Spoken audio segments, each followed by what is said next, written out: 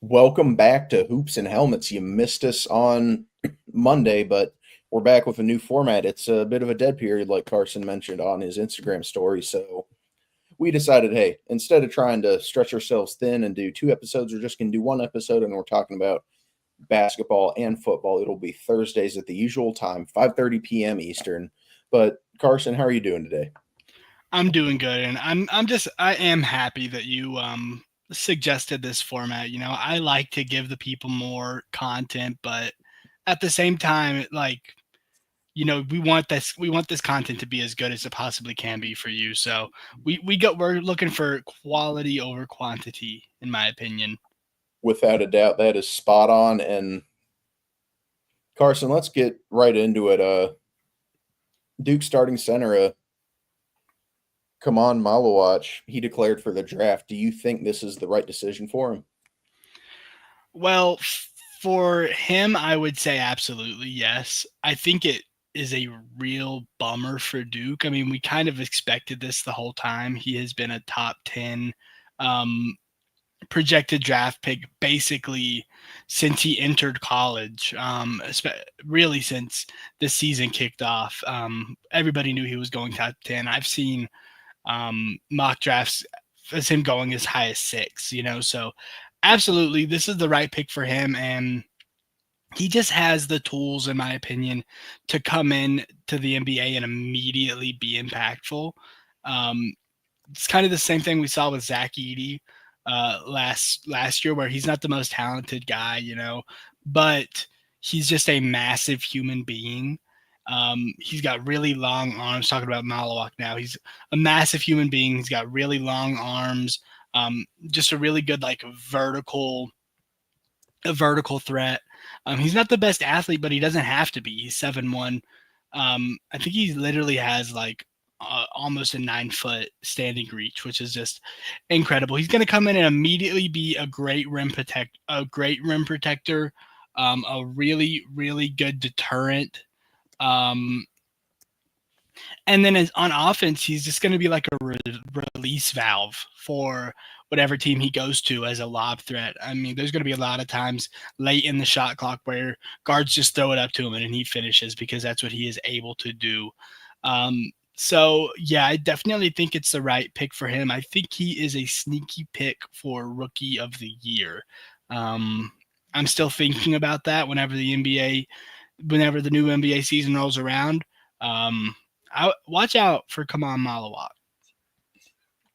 And hey, that's a solid shout, sneaky rookie of the year. But Duke also brought in a pretty talented guard from Washington State and Cedric Coward. He is super efficient. He shoots the three really well. How do you think this helps Duke fill the holes that they have on their roster? Well, it fills one really big hole that they have, and that is just like high volume 3 and D wings. As a player, Cedric Howard is just a really, really good. You mentioned it immediately. He's a really, really good shooter. He shot 40% from three, 50% on catch and shoot threes, and that's where he's at his best, just as an off-ball mover. He has a knack for getting behind defenders and just finding the open space on the court.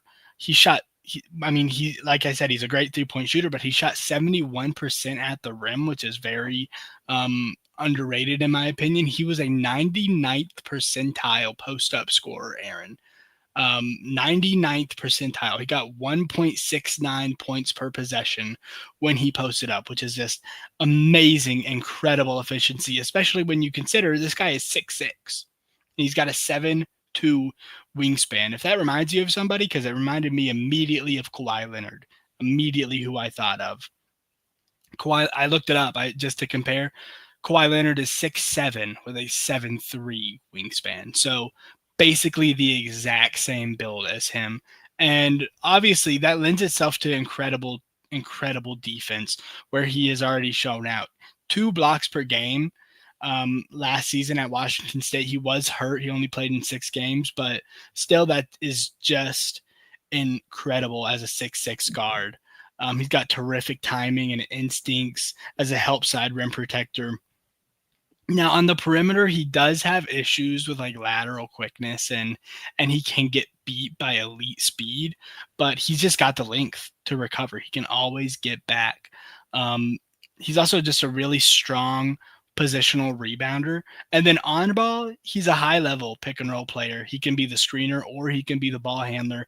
He doesn't have like great speed, but he's got really good patience, and he's just a smart player. So he does fill a really big hole on this team, which is 3-and-D wings. Um, we have Isaiah Evans, who is a really good 3-point shooter, but I don't think he has any of the tools to be even a good defender, just because he's so slight. He doesn't fill Duke's biggest hole, which in my opinion is a starting caliber center. We have Malik Brown, we have Patrick Ngungba II, but they both have major limitations, right? Malik Brown is just a flat out bad offensive player, and Ngungba is he's an okay offensive player. He's a really good passer.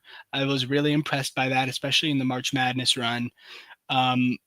And he's a good rebounder, but he's got some defensive limitations. He's not the best rim protector. He is a big body. That's just crazy, and I'm not even gonna acknowledge it, honestly. So yeah, I think that this is a really, really good pickup. It's Duke's only transfer pickup to this point. I'm hoping that will change, and I'm going to talk about that here in a little bit. But I think this is a really, really good, really needed pickup, and it's just going to give our defense, which I have been a little weary about, a huge boost. And Carsen, you did mention the transfer portal. There's still some talented players available. Where do you think they're going to land at? And could Duke get one of the better players that are still left?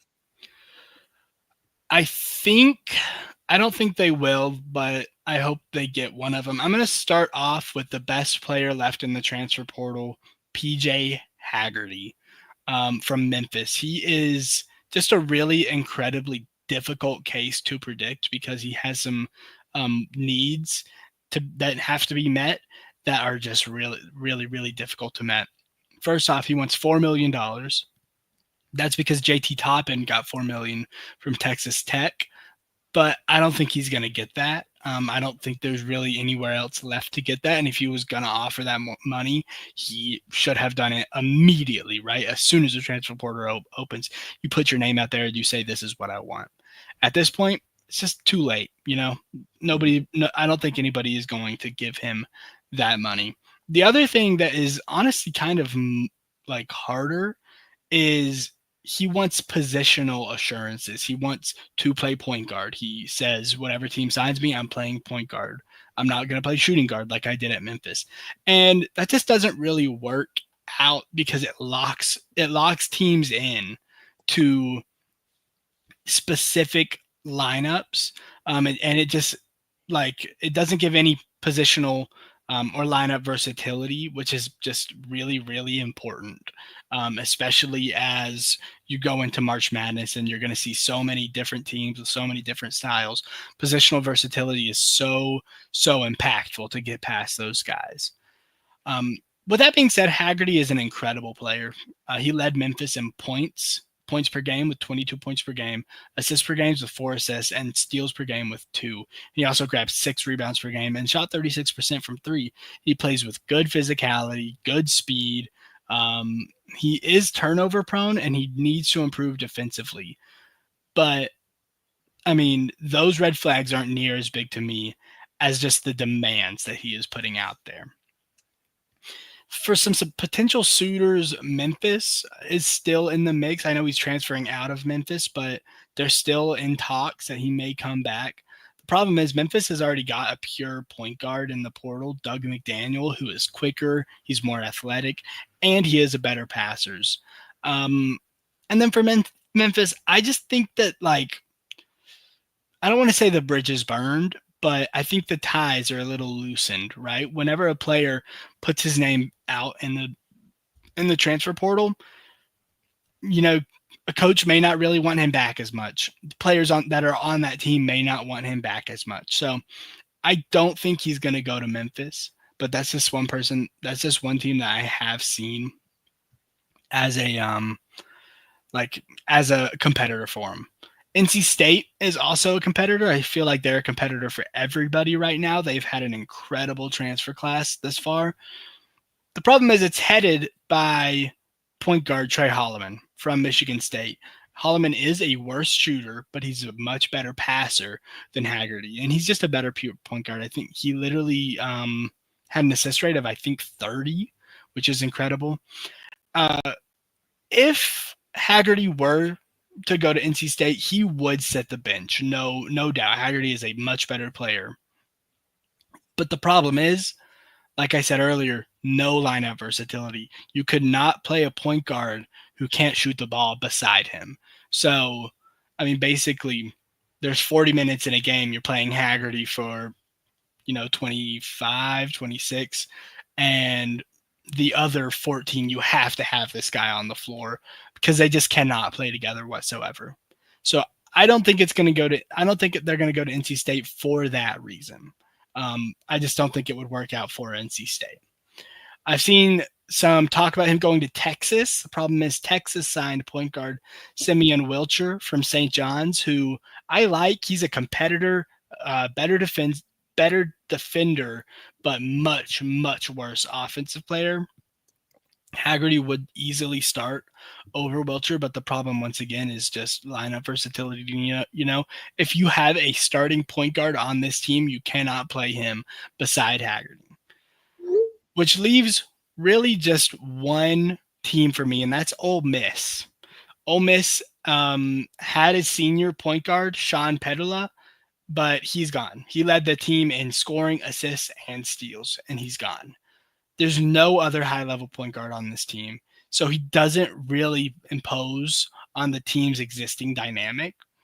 And Ole Miss had a good transfer class. They had A.J. Storr, Corey Chest, and Corin Johnson, all who are going to be impact players. So Haggerty is not like a perfect fit for them, but he's even a worse fit for basically every other team. Ole Miss he basically meets Ole Miss's needs better than any other team could. So I think Haggerty is going to go to Ole Miss, and Ole Miss is going to be pretty dangerous if that happens. They're a team to look out for. And are there any other transfer guys you want to talk about? I know you had James Scott and Darian Williams down. I'll talk about Darian Williams, and I want to get to James Scott last. Darian Williams is a small forward from Texas Tech, and he should be very, very desirable. He did declare for the NBA draft, but he kept his college eligibility, and he's projected as a very late second-round pick. I don't think he gets drafted. I just don't think he has the tools to be a successful NBA player. That being said, he definitely has the tools to be a successful college player. He didn't shoot well last year. He shot 34% from three.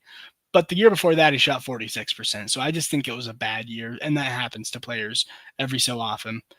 He's not athletic or fast, but he's super strong and very smart. He's good at identifying and hunting mismatches. Just bully his way into the paint and get a shot up. He's a good playmaker. He's kind of a weird guy defensively because he is somewhat reliable keeping up with guards, but he is a little slow-footed. To do that for an extended period of time, but then he's not big enough to handle true bigs down low. So I've got him going to either Kansas, Ohio State, or once again, NC State.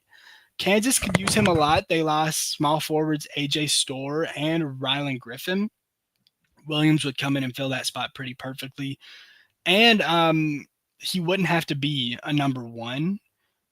Which he's not suited to do because they've already got Flory Badunga, who I think will probably be the number one for that team. I don't think he's going to go to Kansas because I have another team that I just think fits better. NC State, I don't think he's going to go there because they signed Terrence Arkinall from Houston.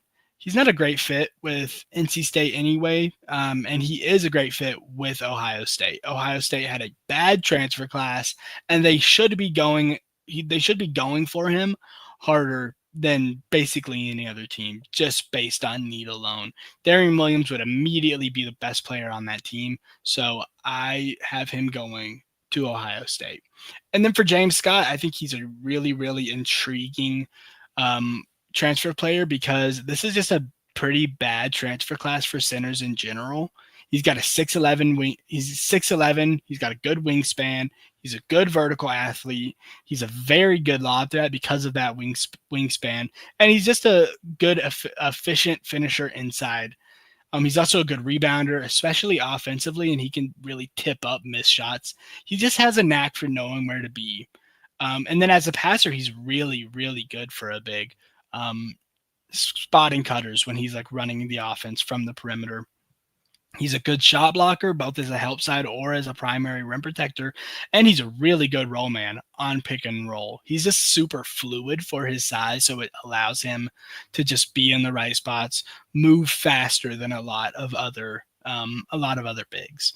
So for some potential landing spots, I put down Duke. I don't think it's going to happen, but I do think that Duke needs a center after Malawak left.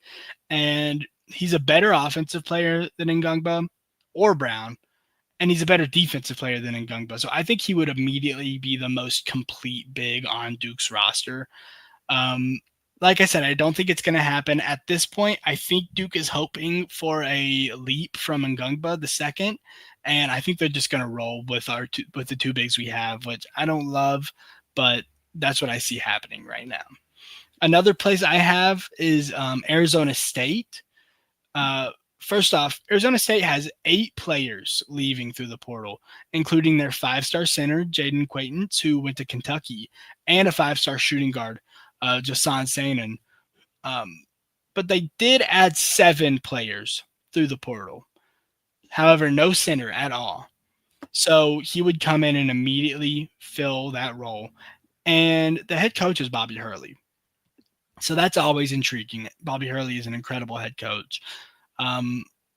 But I think he's going to go to NC State. We've heard them a lot.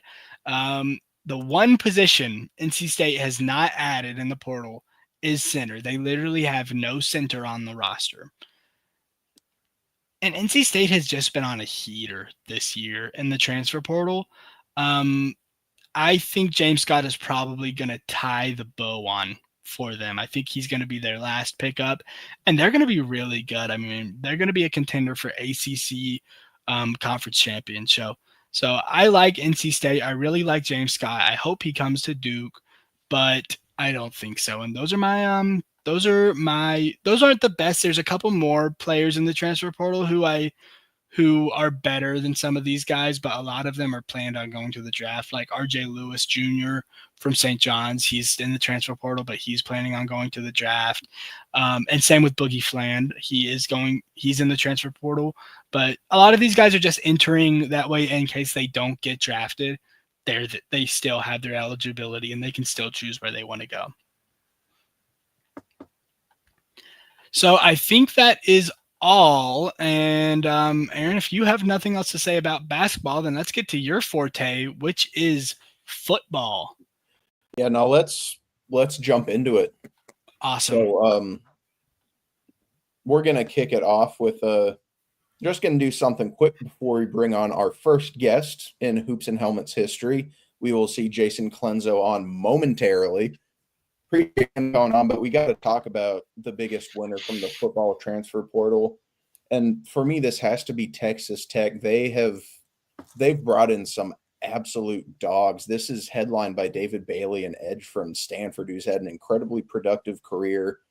He had 2.5 sacks his freshman year, and each year he's improved on that. He had 5 his sophomore, 7 this past season. He also has 7 career forced fumbles, with 5 of them being last year.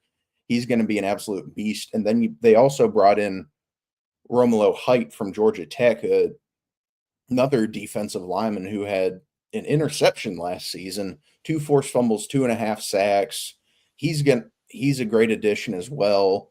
Then in their secondary, they brought in Cole Wisniewski from North Dakota State. He had 8 interceptions this past season, a forced fumble, 5 pass deflections, and a touchdown. That's a great addition from the FCS level. And North Dakota State consistently has a lot of good players coming out of there. And then another FCS guy I want to talk about on the offensive side of the ball this time is Roy Alexander from Incarnate Word. He had 100 receptions last year, 1,100 yards, 13 touchdowns, average just over 11 yards per reception. He's going to be a great playmaker.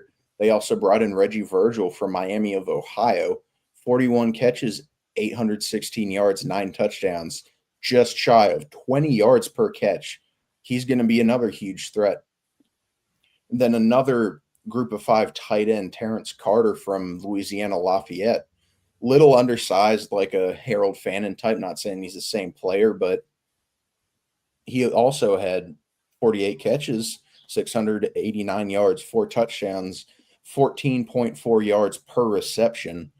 Carsen, they're loading up on offense and defense. They're going to be dangerous. And then to end it all off for the players that I want to highlight, because they got a lot of good guys and a lot of offensive linemen, but just for the sake of time, you got to trim it down. It's Quentin Joyner, a running back from USC. He's a sophomore. He didn't see too much playing time at USC, but with the playing time he did see, he made the most of it. Carsen, on 63 carries, he had 478 yards, 3 touchdowns, and averaged 7.6 yards per carry. That is a phenomenal rate. He's going to go in somewhere where he's going to be the bell cow back. He's going to get a lot of carries, and Texas Tech could be a very, very dangerous team this season. I am super, super excited to see what they're able to do. But that'll do it. A real quick recap. Now we got to bring in Jason, and we are bringing him on to talk about the state of the transfer portal. We saw the Nico Iamaleava saga. That was crazy stuff. UCLA and Tennessee pretty much traded quarterbacks. Joey Aguilar is now at Tennessee. I hope he gets to start. That would be phenomenal. I'm bummed out that UCLA brought in Nico, but that's a whole nother conversation, and we've seen it on the college basketball side as well with PJ Haggerty asking for $4 million now. But without further ado, let's bring him on. It's Jason Calenzo, host of Three from Deep on Boom Broadcasting. Jason, how are you doing today? Fantastic. Carsen, Aaron, thank you guys very much for having me on here today. Excited. Doing great, man. Doing great. And Jason, let's just jump into it. We've had this discussion before on other shows and in the Boom Broadcasting group chat.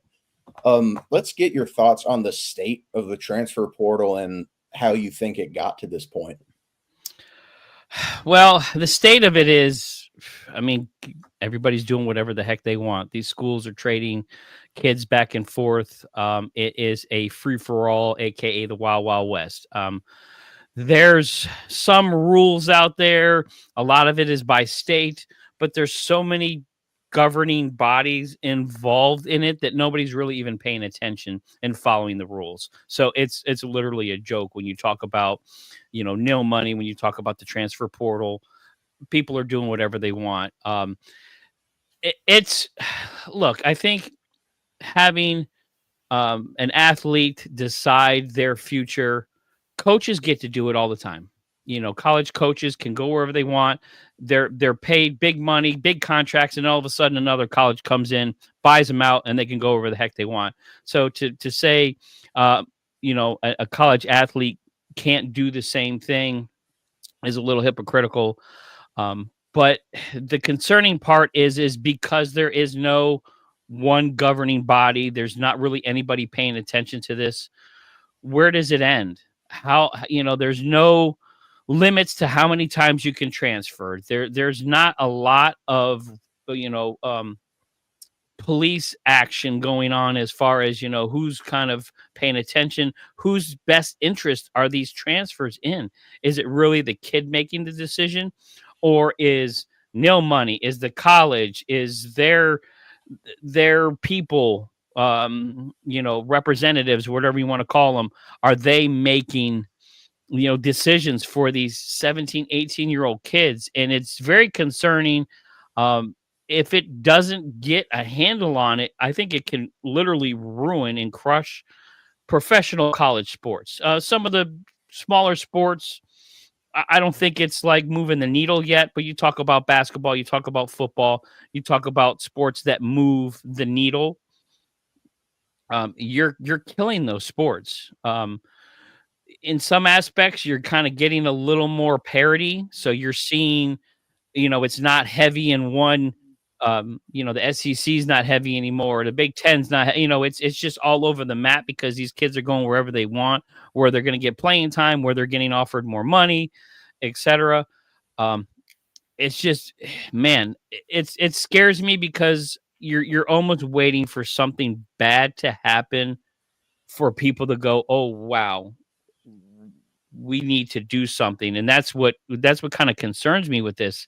Because again, you're talking about young kids and decisions they're ultimately probably not making. An adult is making these decisions for them. I don't want to say all of it, but I'd say a good percentage of it, and maybe 75, 80% are representatives, telling these kids where to go. And that's a recipe for disaster when you start messing with that with no rules and impressionable individuals. You talk about pressure. These kids have enough pressure as it is to perform, to go to school and be a college athlete. Now you're just adding tremendous more pressure on them because now they have to satisfy somebody. Oh, you promised you were going to go here. Oh, you went in the portal and you said you were going to go here. Now you're going to, you talk about all that pressure on a college kid that's 17, 18 years old.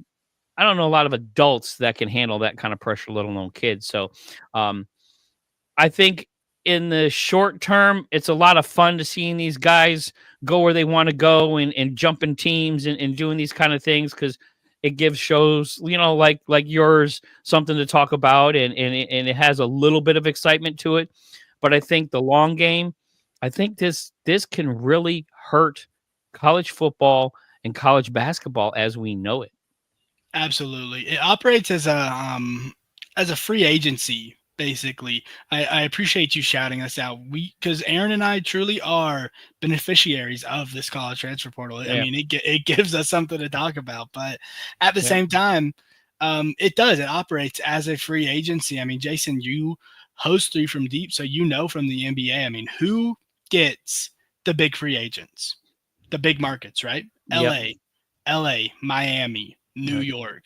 Like these guys aren't going to Milwaukee, right. But even free agency, there's more rules in professional free agency than there is in the transfer portal because essentially there's very limited rules in the transfer portal and nobody's watching. People are watching free agency and how that's operating. Nobody is paying attention anything to college transfer portal. I mean, so that's what makes it very, very volatile. Mm-hmm.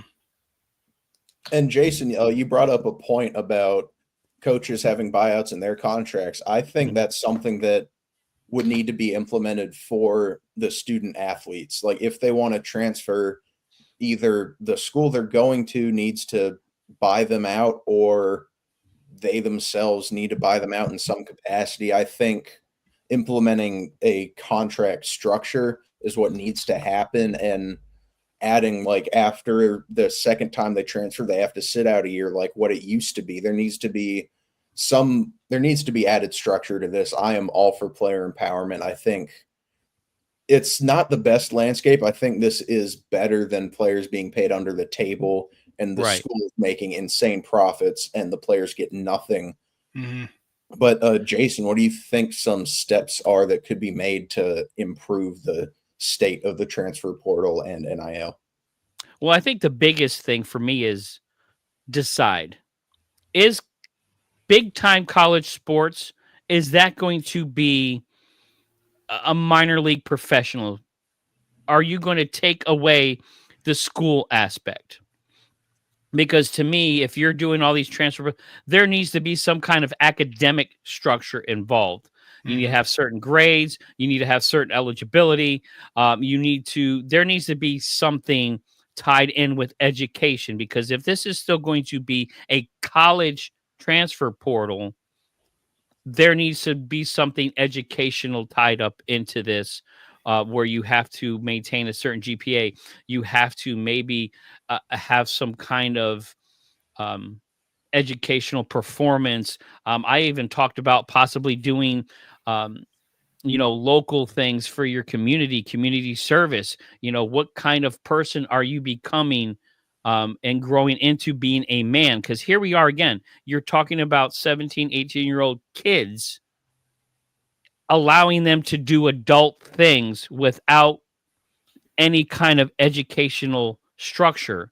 So then they can just have this attitude of, okay, I got schools, buying over me, and with the nil money, technically the schools can't pay for it. A third party has to be involved, but that kind of deal is under the table. So schools are going to boosters, and hey, I want this kid, this kid, this kid. This is how much it's going to cost. So there's some shady stuff going on behind the scenes with the nil money and the transfer portal that we are not seeing. And again, I get concerned about that. But, when you talk about impressionable young athletes, you have to do something to educate them.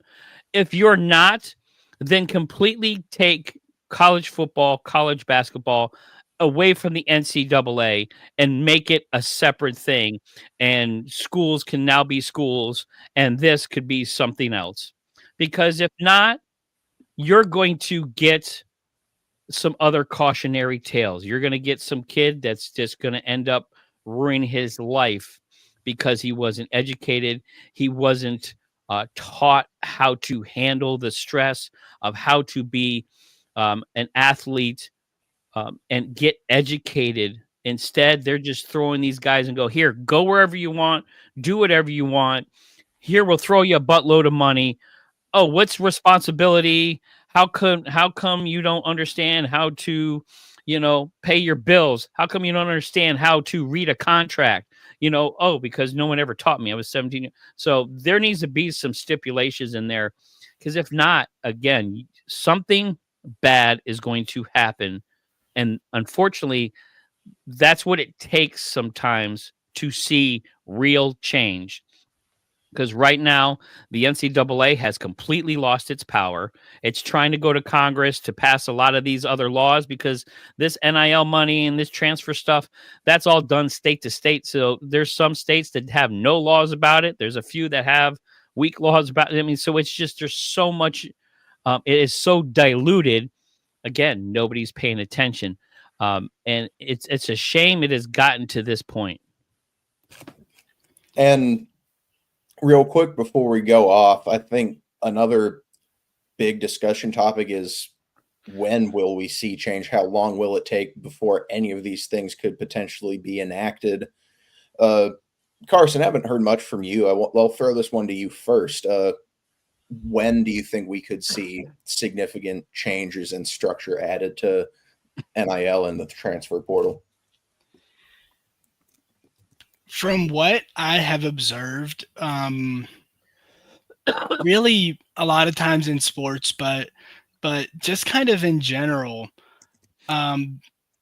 change doesn't really happen until some big event where change needs to happen, right? We don't really like to look into the future and try to prevent things. As a society, we are just much more, I guess, reactive than proactive. So I don't think that anything will change. I mean, Jason mentioned NCAA is doing a lot of legal battles right now to try to get some stuff done. But I think that something like Jason said, like some kid is going to have to ruin his life and go through all of these things, and even then, because like, how can you put that directly on the transfer portal? Like, I don't know if I can't foresee change happening in the near future. I genuinely think maybe little rules will be added here and there based on complaints from watchers and the media and stuff like that. But I can't foresee big change happening unless something like Jason says, or like you said, Aaron, like, I think a suspension for players who have been in the portal already. Like second timers get maybe a 5 or 6 game suspension. Third timers maybe up that to 10 or 12. I think it would have to be something like that. I don't think anything that is just going to dramatically shake the way the NIL money works. Because, I mean, at the end of the day, that's what this is about, right? It's about the NIL money. It is about the cash. So if they're getting cash, they have no incentive to change it. They're like, we can yell at them all we want, but it doesn't hurt them. We're still watching. Everybody's still watching. They're still making the same amount of money plus the NIL. So I don't really see any, maybe call me a pessimist, but I just don't see any big changes happening. And Carsen, I don't disagree with you. I think it's going to be a very long time before we see anything significant happen to the transfer portal. But Jason, before we wrap up tonight, when do you think we'll see any change, if ever? Well, Carsen hit on it. What's the question? What's the answer to every question in the world? Money. When the money dries up, you will see change. When you start talking about political things and having to work with Congress, you talk about a slow process. That's a slow process. So you're looking at 3-5+ years before you even see something drafted to get even close.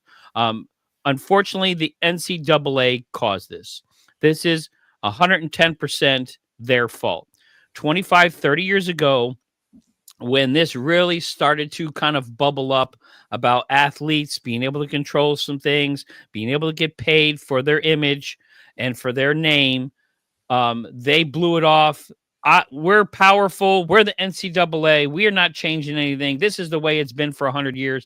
This is the way it's going to be. They had the opportunity to draft something and really control the narrative and have a foothold, and could have created something to follow and some rules to follow, and they could have governed it. So now you have one body, and then if you have some problems, at least you can go to.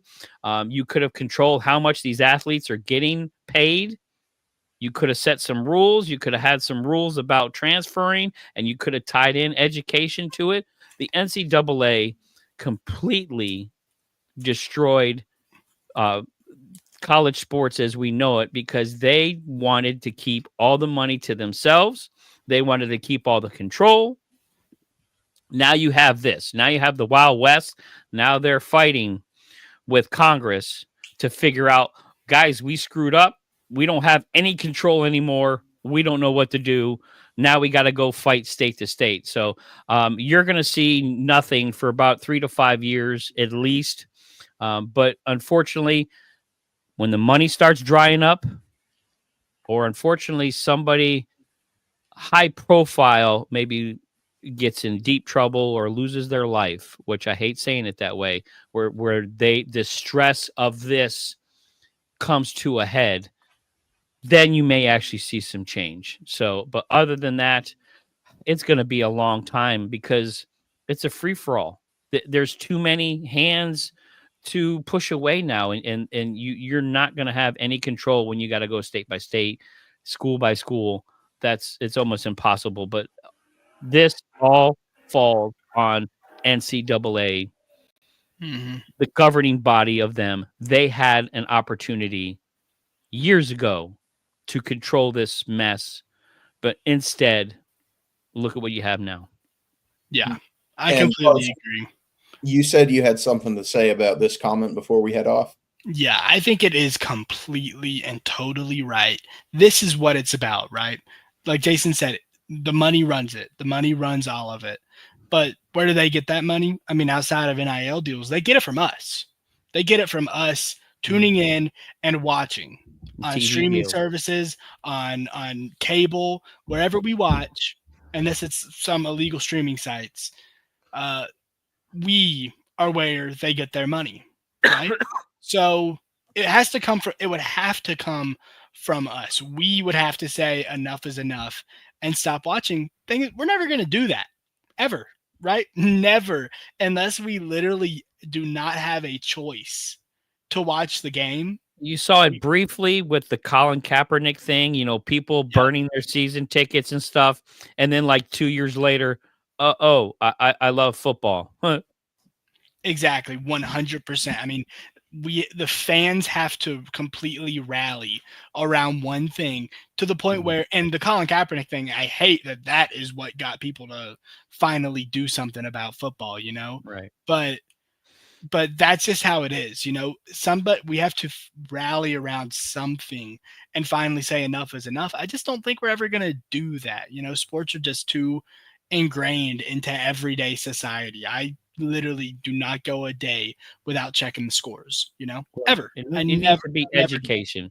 Right now, that is going to kill college sports. Is you're going to have a bunch of 17, 18, 19-year-old uneducated kids out there making millions of dollars that they're end up going to losing it. And they need to rally around making these kids smarter and educating them and making sure they grow up into responsible adults, as opposed to, I've been given everything my whole life. I was allowed to do whatever I want. I can go wherever I want. So now I'm entitled. So when you get that entitlement, it ends up backfiring on you. And I know we've had some stuff in the draft that I think happened to a certain individual where entitlement kind of took over. So again, you talk about young, impressionable kids not being educated, just solely focusing on sports.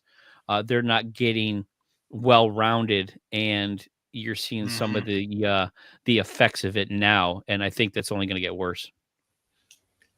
I think you hit the nail on the head with that, Jason. And on that note, that'll do it for this new edition of Hoops and Helmets. Jason, thank you for being the first guest we've ever had on. Carsen, it's always a pleasure co-hosting the show with you. Well, technically not. We did do the show for the live draft, so that's its own thing, but that didn't really the first regular show. Right? That's more like a Hoops and Helmets presents a Boom Watch Long is what I would call it. Okay, I get it. But I'm honored, guys, honored. Fantastic. That'll do it for tonight, and thank you all for watching, and I hope everyone has a good rest of their evening.